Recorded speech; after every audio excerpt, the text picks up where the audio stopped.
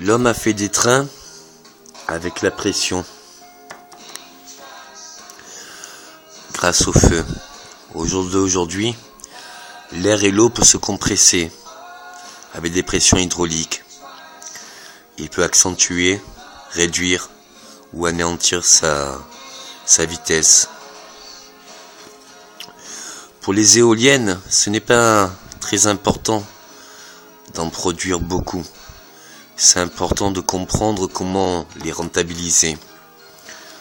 Nous ne pouvons pas investir beaucoup, nous avons beaucoup encore à œuvrer, nous avons encore besoin de l'argent pour savoir la meilleure direction. Et je n'ai pas à choisir quel pays en fera le meilleur profit. Pour créer de l'électricité, il faut du mouvement.